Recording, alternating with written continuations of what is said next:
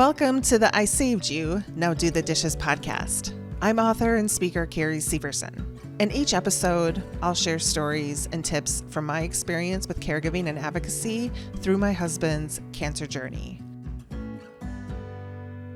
Hi, and welcome back to the I Saved You, Now Do the Dishes podcast. Nice to see you again. Thanks so much for being here. We are on episode 8. I have to say that it's quite fun to see people comment about the episodes and leave, reviews and remarks, especially from strangers. So thank you very much for doing that.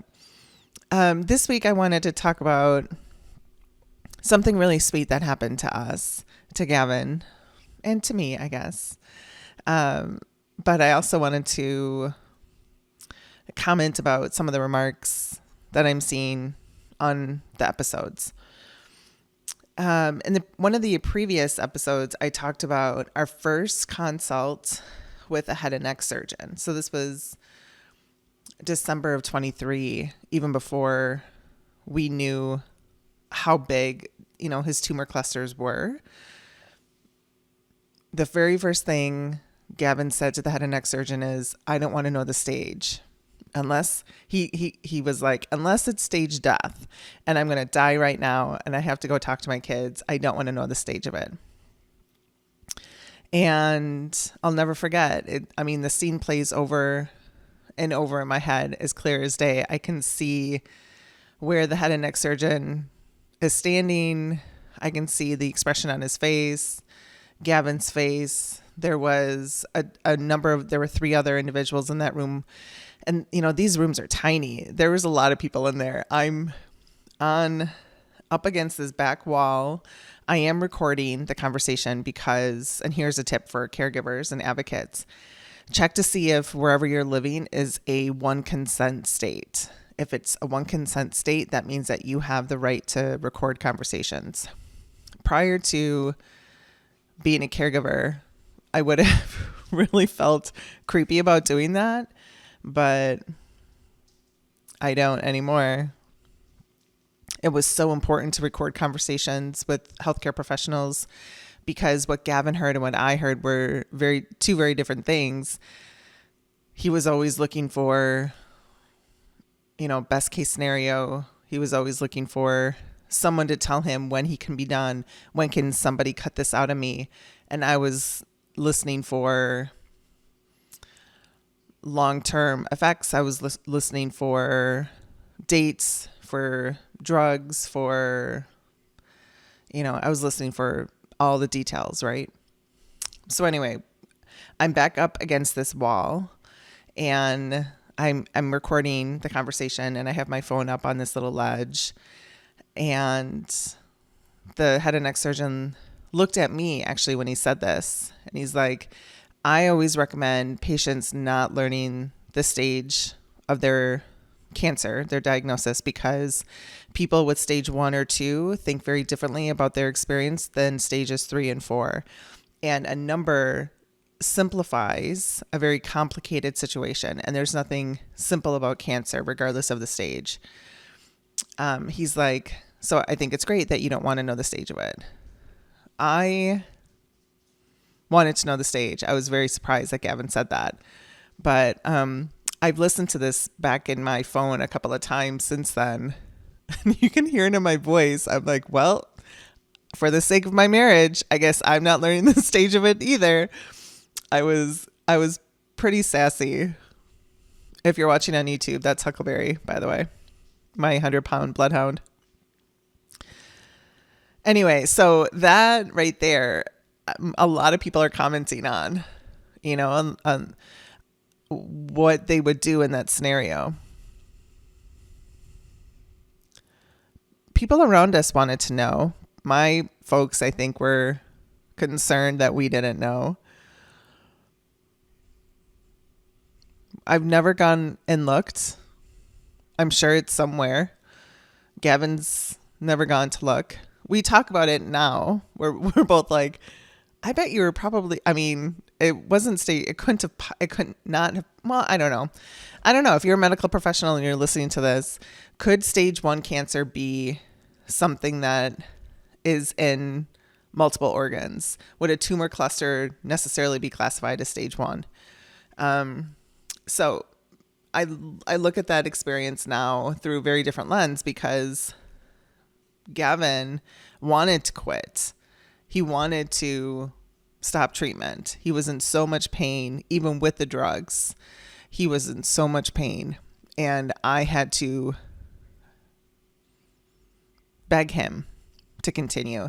And I'm, playing these mind games, and I'm putting church on TV and messages that I know he's going to like. And I'm pulling out all the stops here. I'm calling all his friends. I'm calling his dad. I'm calling his ex to put his kids on. I mean, I'm pulling out all the stops because he wanted to quit. He was like, oh, I'm sure 20 radiation sessions is fine. I'm sure 3 chemo sessions is fine. And I think if he would have known what stage he was in, particularly if it were a stage 1 or stage 2, I'm sure that those arguments he and I had about him continuing treatment would have been worse. So there are a lot of comments on various platforms about things like, oh, I couldn't have done that, or I can't believe you did that, or I would have still learned it and then figured out a way around it. Or if you're not if you have never walked in this particular path of being married to the person you're caring for, and in a life-threatening, life-altering diagnosis, I bet you don't know what you're going to do in those moments. It was like there was pre-cancer Carrie, pre-cancer Gavin, and then caregiving Carrie and cancer Gavin, and now there's post, both of us. And we're very different people. We were very different people during those scenarios. A friend of mine, actually my girlfriend who's helping me produce this, Denise, she and I talk a lot about the differences between pre and post, because my attitude pre-cancer, I was very much like Glinda the Good Witch. I was very bubbly and fairy. People actually would call me Fairy Carrie. I had a lot of hyper energy. I had to learn how to get grounded.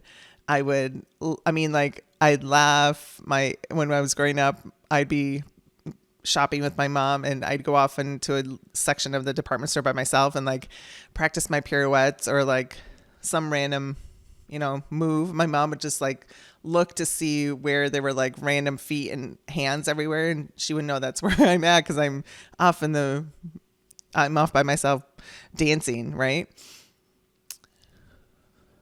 It was very much like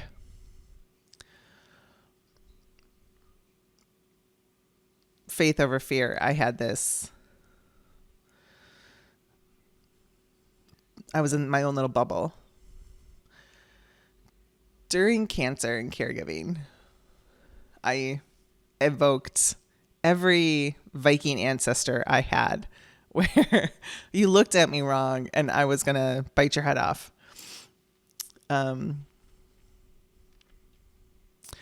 There's a saying now, that F around and find out. That was very much my mentality. Post Carrie, I'm still trying to figure it out. I'm a very different person.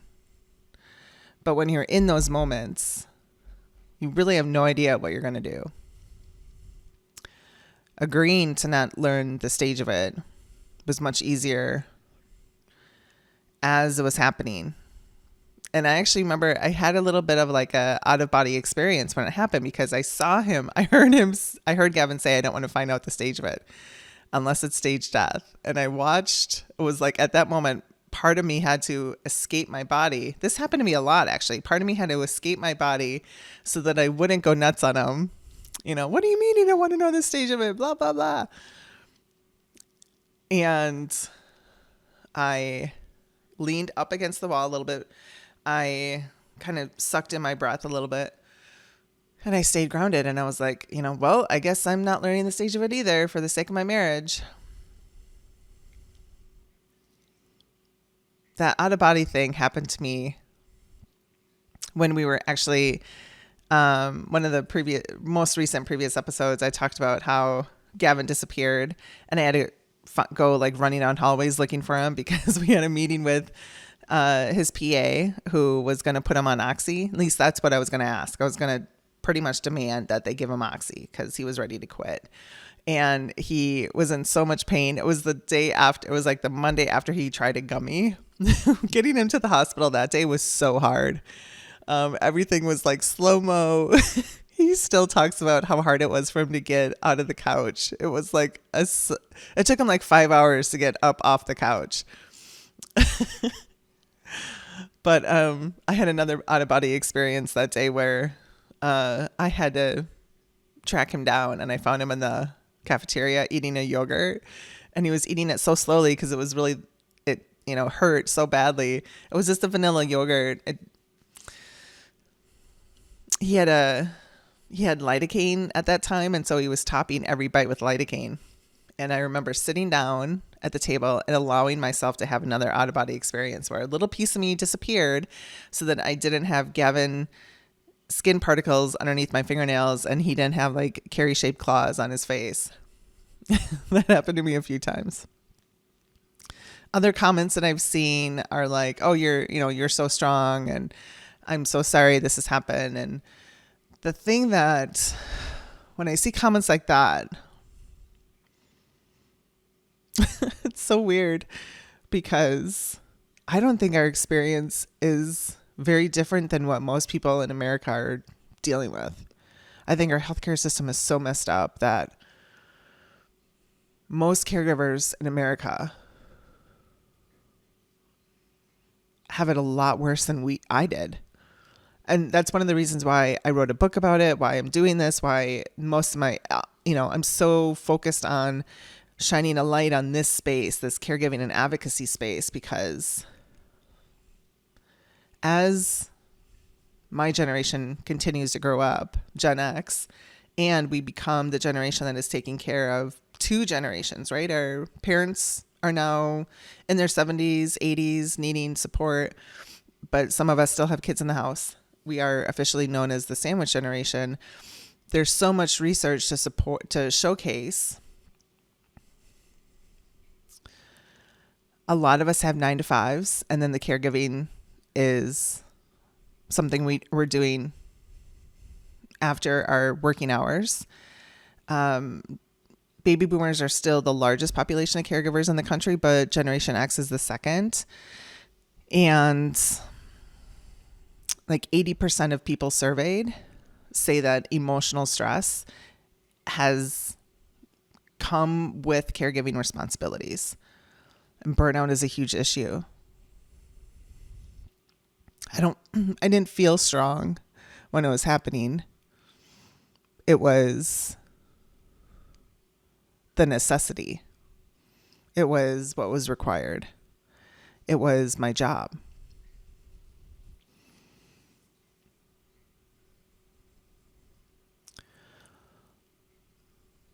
So today I want to tell you a sweet story that happened. I think it was either the end of week 3 or the beginning of week 4.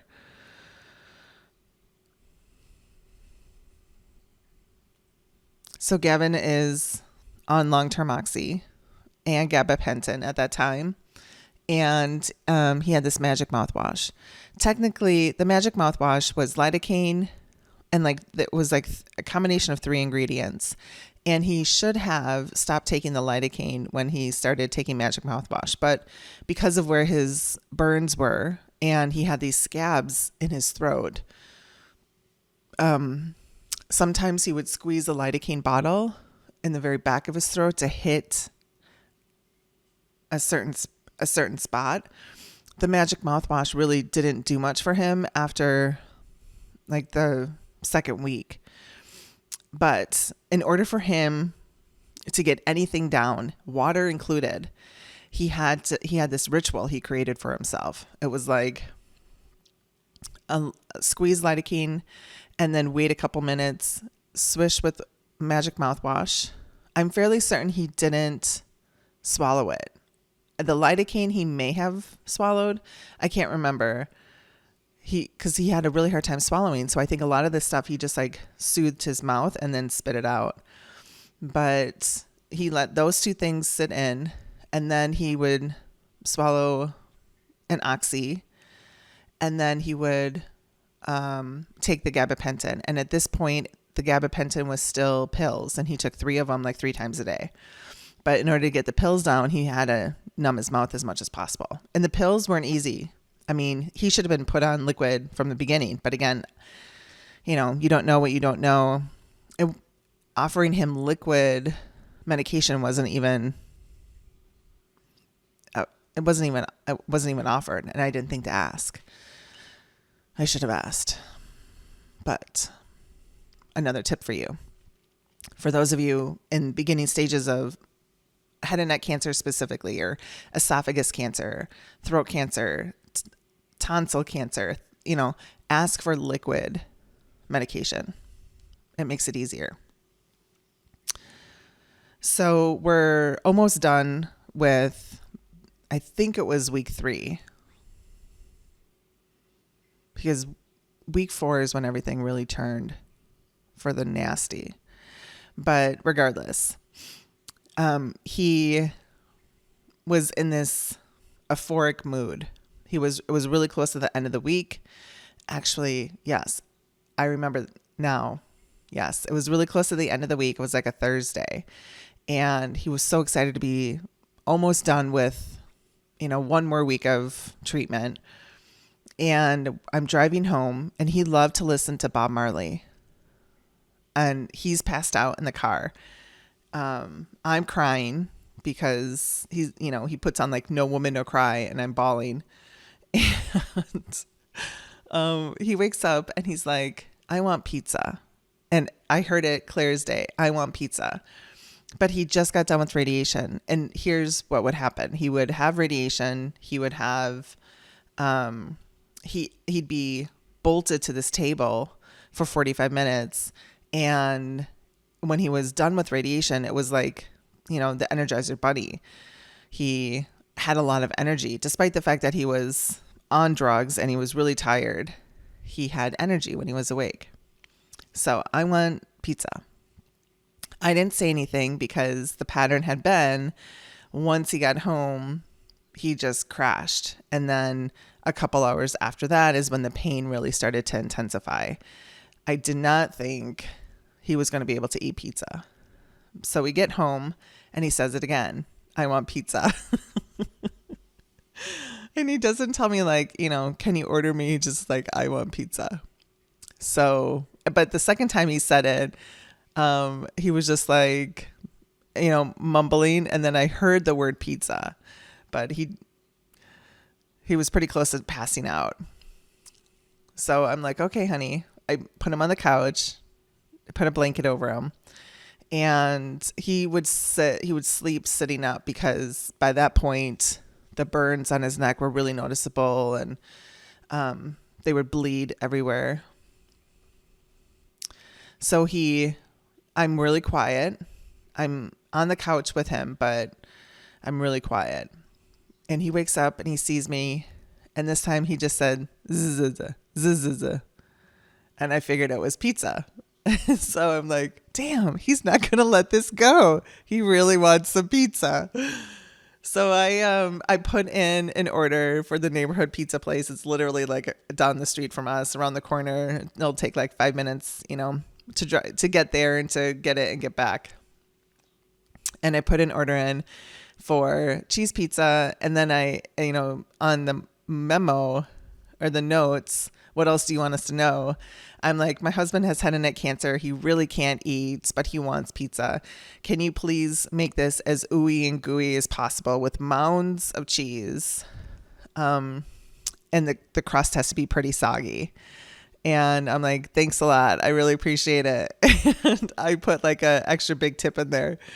And I go in and pick it up, and it's heavy. I'm shocked at how heavy this is. I recognize there's weight here as I'm walking out to the car. It was just a 12-inch pizza or 10-inch or something. And I put it in the passenger seat, and I notice for the first time that there's a note on the top of it. And oh my God, I'm totally going to cry. It says, "You got this, beat that sucker." And I opened up the top, and I mean, it's the cheesiest. There's legit mounds of, I don't even know, ricotta, mozzarella. I don't know. They're mounds of cheese. Oh my gosh, I was so excited for him. So I get home. I'm quiet. I don't wake him. I put the pizza down, and I go back to the corner of the couch. But he woke up like 20 minutes later, and he looks at me and he goes, "Is this it?" And I'm like, "Yes, honey, I got you pizza." And so he gave me 2 thumbs up. It was so cute. He was high as a kite, and he was so tired, but he wanted pizza. And so he got himself off the couch and then started his routine, the swishing of all the things. And he took 3 gabapentins, and then he did take another Oxy. And at this point, it was probably like 9 o'clock. It was pretty late at night. But he ate that whole pizza. He was so excited. And I fell asleep that night on the couch listening to my husband chew.